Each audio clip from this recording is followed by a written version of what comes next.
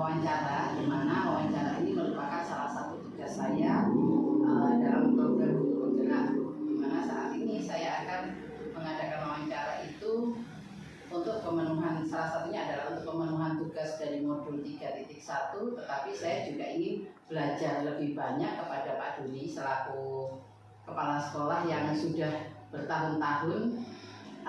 Saya ingin belajar tentang bagaimana cara mengambil keputusan ketika ada dilema, karena selama ini itu adalah salah satu kelemahan saya, Pak. Saya adalah orang yang gerusa-gerusu ketika mengambil satu keputusan, jadi saya butuh untuk belajar lebih banyak. Gitu. Saya izin bertanya nih, Pak. Selama ini di sekolah kan tentunya banyak masalah, banyak hal-hal yang harus dipecahkan oleh kepala sekolah. Nah, itu salah satunya bisa jadi itu merupakan dilema etika, bisa juga itu merupakan rujukan moral. Nah, bagaimana Bapak bisa mengidentifikasikan kasus-kasus itu merupakan kasus dilema etika ataupun kasus rujukan moral? Ya, terima kasih Bu Lisa. Memang sering di sekolah atau di lembaga dimanapun ini kejadian-kejadian seperti itu. Kalau memang terjadi dilema etika terhadap suatu permasalahan, maka saya akan mempelajari permasalahan itu dulu. Saya punya staf yang punya karakter masing-masing, punya kelebihan masing-masing. Kalau ada suatu permasalahan, kami akan memilih seorang staf yang paling profesional di bidang. Nah, ini nomor satu. Jadi sebelum saya mengambil keputusan, biasanya kami koordinasikan, saya koordinasikan dengan staf. Terus untuk penyelesaian dilema etika ini, misalkan terhadap suatu permasalahan yang dipersengketakan. Misalkan ada permasalahan, pilih ini ada risiko, pilih yang satunya ada risiko, maka setelah kami koordinasikan, tentunya cari solusi risiko yang terkecil. Nah, risiko terkecil itu juga didasari oleh pilihan kami, prioritas apa yang harus didahulukan oleh sekolah. Setelah kami mengidentifikasi prioritasnya, kemudian kami mencari risiko terkecil. Inilah langkah-langkah. Kemudian mengenai yang saya katakan rujukan moral, tentunya kita harus berjalan pada real yang ada. Kalau rujukan tiap hari ada, bukan uang saja. Kadang-kadang pekerjaan waktunya guru waktunya ngajar, ngopi. Kudu ngopi.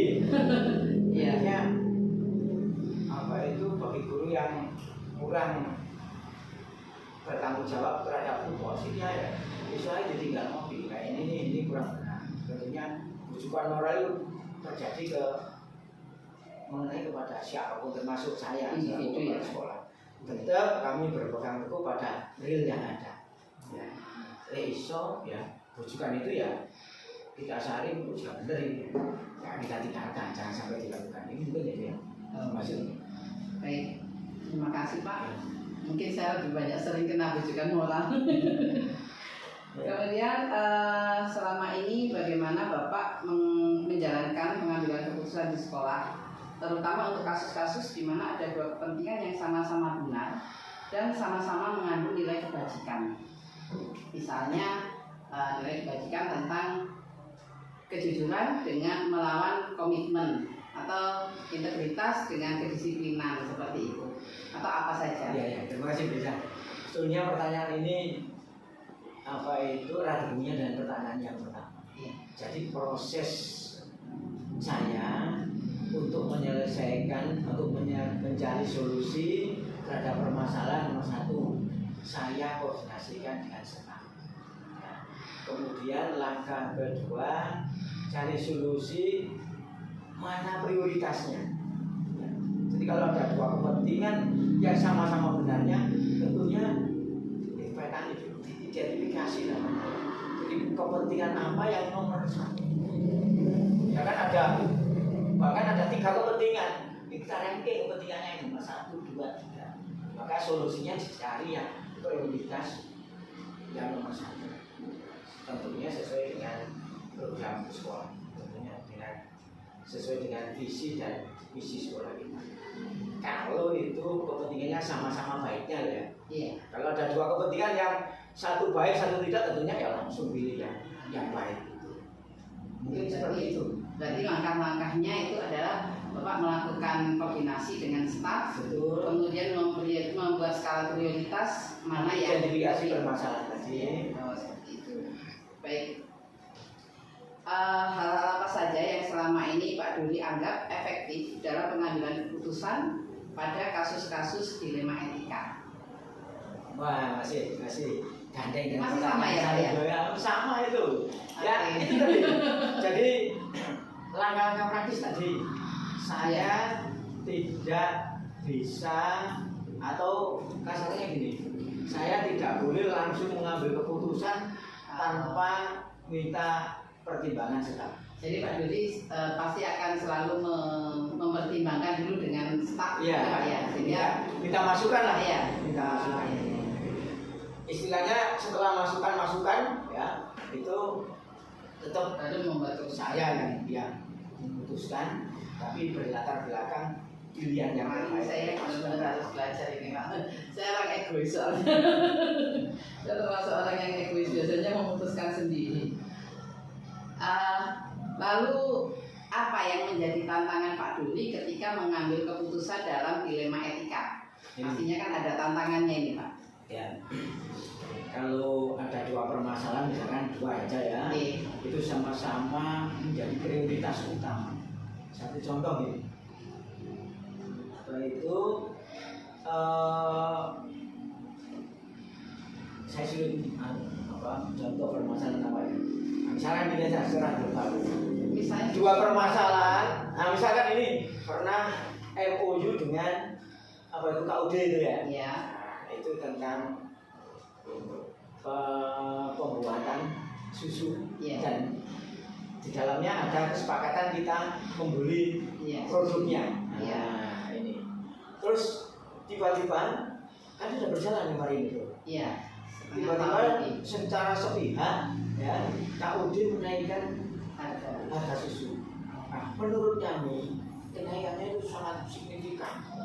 Kok terlalu besar naiknya. Ini juga sangat bingung bagi kami. Kalau tidak kami turuti, sudah ada MOU, ya.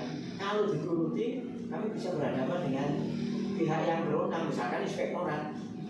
Loh, naiknya kok drastis itu, Pak, ya. ya jadi seperti ini. Iya. Tapi ya gini, apa itu? Akhirnya kami mengambil jalan tengah.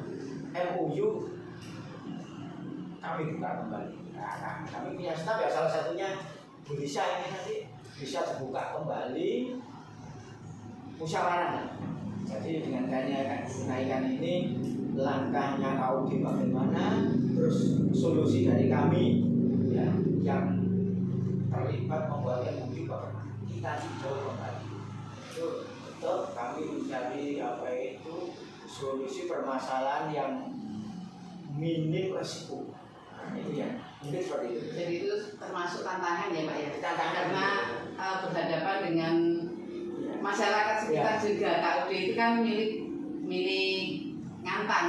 Nah, betul. Kalau misalnya harus mengambil dari luar, itu juga akan mencapai citra sekolah, gitu ya, Pak, ya. Betul. Jadi memang apa itu ada dilemanya seperti ini. Pilih ini ada risiko, Ya. pilih yang sebelahnya juga Berisiko. ada risiko. Makanya tadi saya tegaskan, milih risiko yang terkecil dan tetap cari solusi di musyawarah dengan cara membuka kembali MOU-nya. Ya. Kalau memang nggak cocok situ ya apa itu kesepakatan kembali ini yang bisa dikatakan.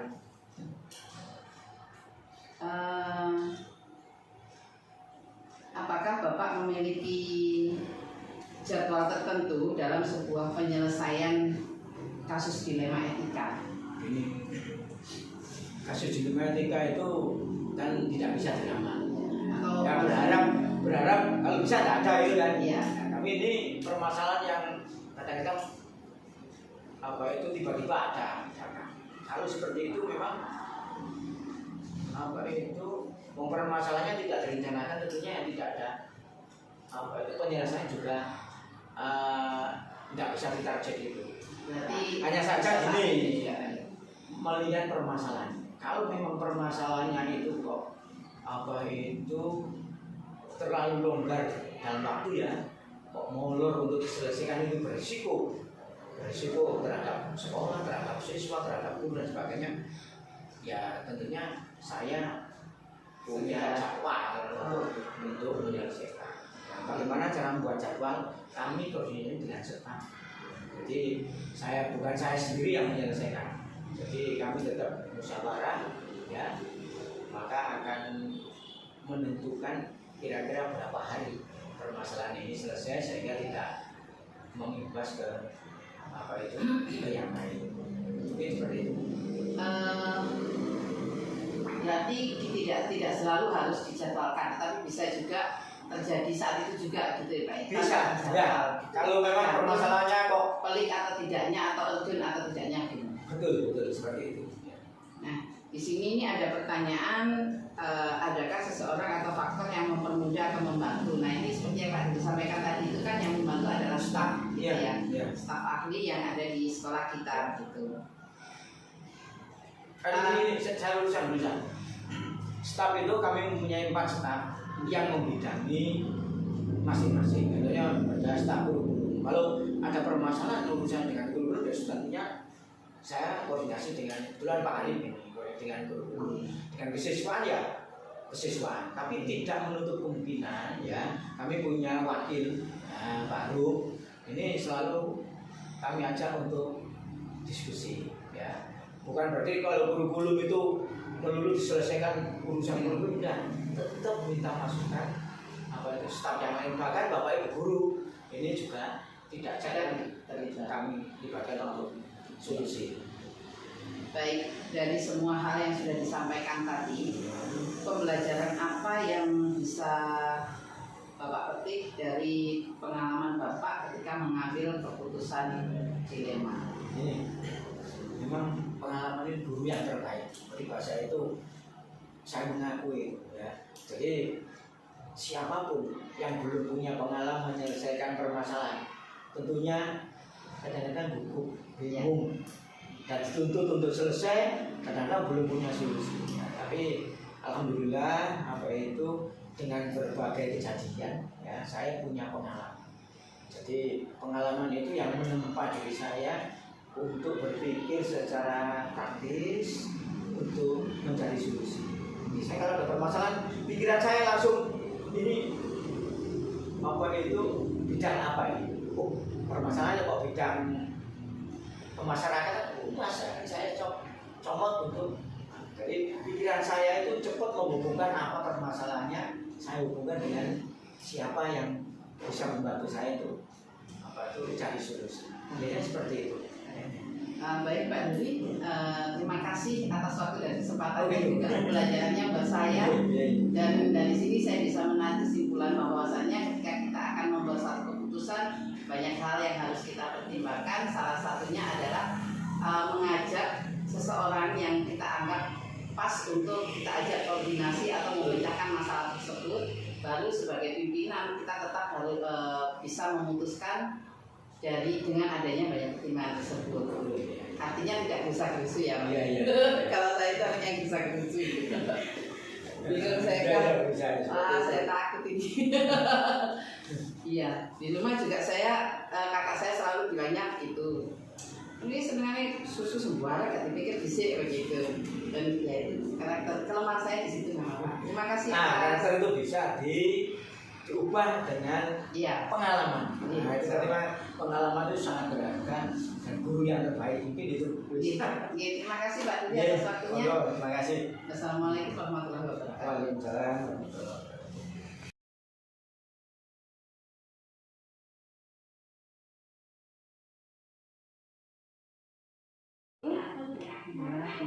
Baik, assalamualaikum warahmatullahi wabarakatuh.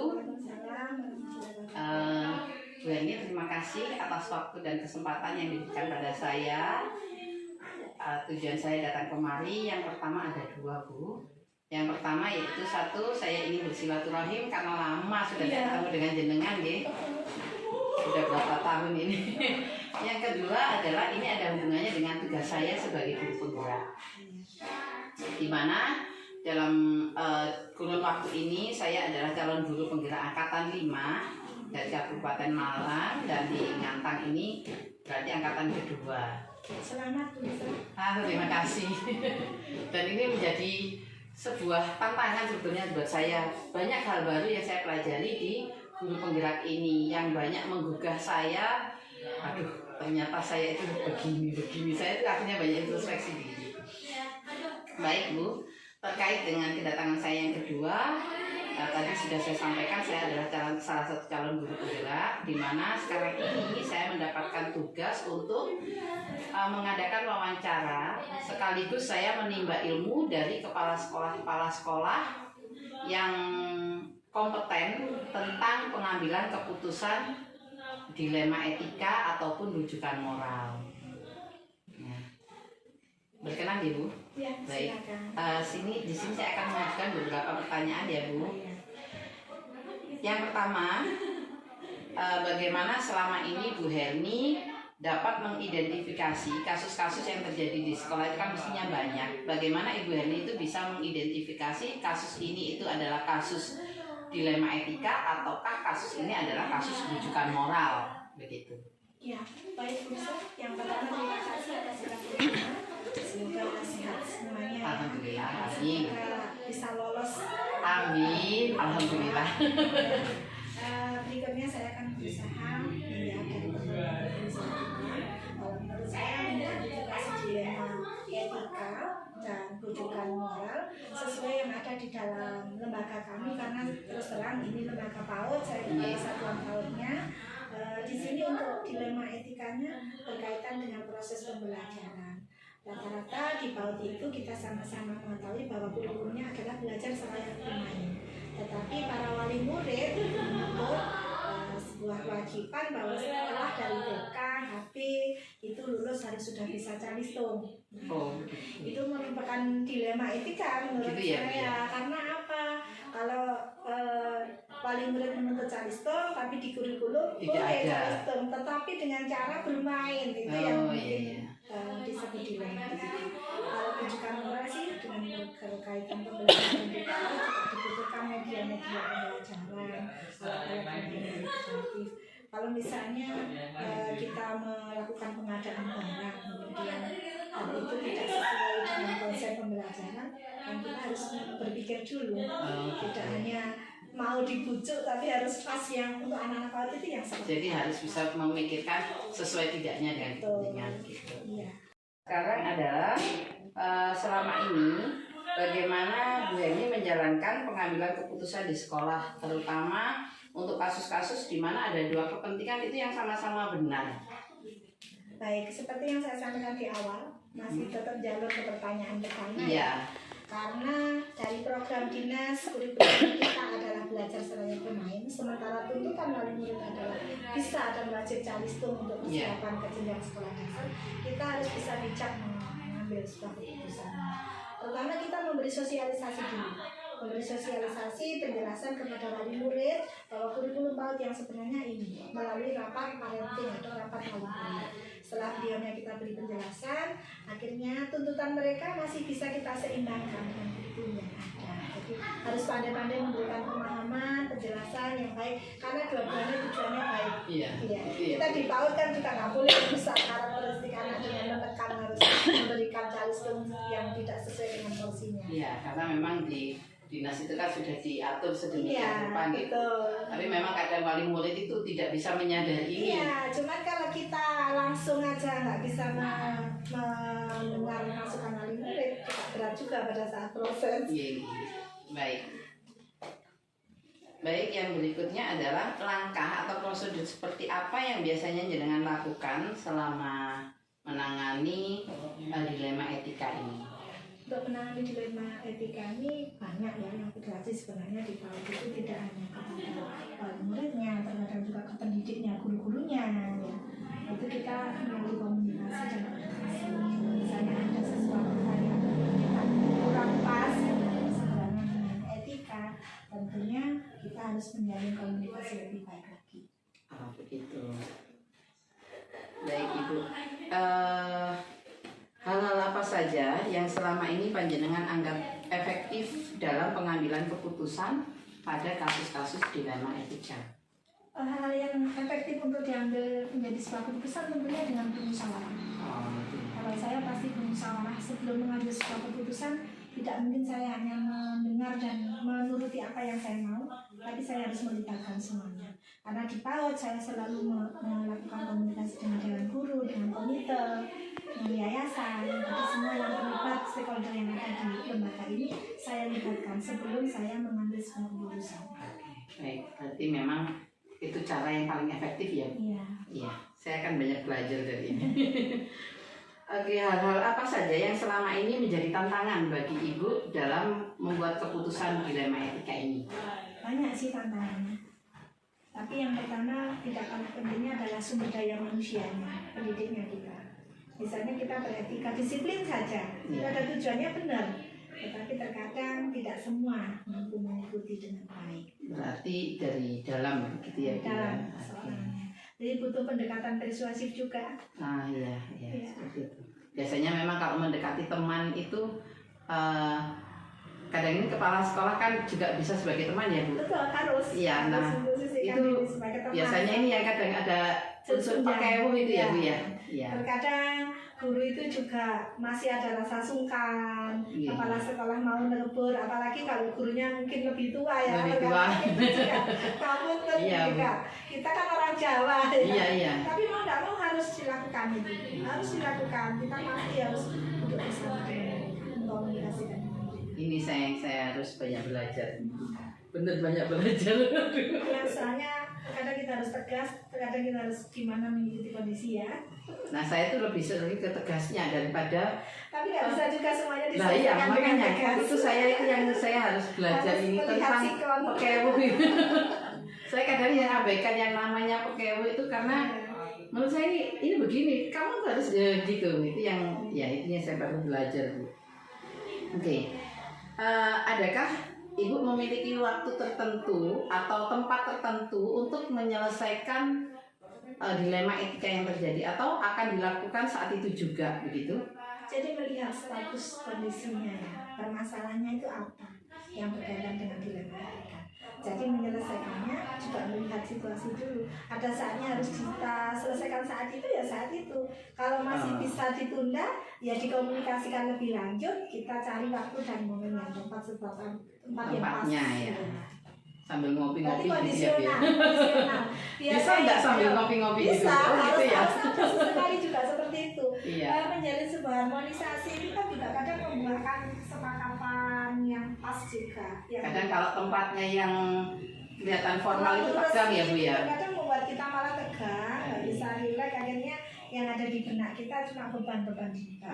Sambil ngopi, rileks itu suasananya udah beda. Oh gitu ya. Baik Bu. Berikutnya, adakah orang atau tokoh atau faktor apa yang mempermudah atau membantu panjenengan ketika pengambilan keputusan yang dilema etika tersebut? Sangat berpengaruh kalau saya keterlibatan semuanya sangat berpengaruh. Karena kalau saya mengambil sebuah keputusan itu sendiri, saya rasa tidak bisa. Karena saya tidak mungkin bisa meraih sebuah keberhasilan, kesuksesan tanpa adanya sebuah kerjasama yang baik dengan mereka. Mengambil keputusan pun saya nggak boleh sepihak. Tetap saya melibatkan mereka untuk berarti ini yang dilibatkan adalah dari guru-guru yang ada, dari stakeholder yang ada. Oh gitu. Walaupun tidak semua ya Bu Lisa, tidak semua melihat permasalahannya, dilema etikanya dalam poin yang apa. Kalau gitu. misalnya simple, kenapa tidak? Kan tidak semuanya kompleks harus dibahas sendiri. Jadi tidak harus selalu mengajak komite atau melihat permasalahannya selama kita bisa mungkin kepala sekolah dengan guru saja cukup, ya itu yang kita lakukan. Kalau memang itu perlu tingkatan yang lebih kompleks lagi, ya kita harus melibatkan semua. Baik, ini yang terakhir Bu, adakah dari semua hal yang telah panjenengan sampaikan ini pembelajaran apa yang bisa panjenengan berikan pada saya ya, untuk saya jadikan pembelajaran gitu? Mohon izin diperkenalkan, dan ini yang sudah saya alami. Tidak ada sebuah kesuksesan, keberhasilan itu yang dilakukan tanpa ada suatu kesamaan. Sehebat apapun kita tidak bisa tanpa orang lain, itu harus ada. Namanya kita tawadhu, rendah diri ya. Kita harus jadi orang seperti itu sehingga kita merangkul semuanya. Kalau ada kebersamaan, semuanya pasti yang ringan, yang berat jadi ringan, yang sulit menjadi mudah. Dan kebersamaan itu didahului dengan sebuah komunikasi yang baik. Itu kuncinya, komunikasi dan kebersamaan. Oh iya, baik, terima kasih Bu atas waktu dan pelajarannya buat saya. Sama-sama Bu Lisa, kita sama-sama belajar. Iya, tapi jenengan kan sudah, saya bisa katakan jenengan adalah expert di dalamnya karena sudah bertahun-tahun ini ya jadi kepala sekolah. 29 tahun. 29 tahun. Saya baru 15 berapa ini 21 tahun jadi guru loh Bu. Belum pernah jadi kepala sekolah, dan rasanya saya melihat kepala sekolah itu tugasnya tidak semudah yang bisa kita bayangkan.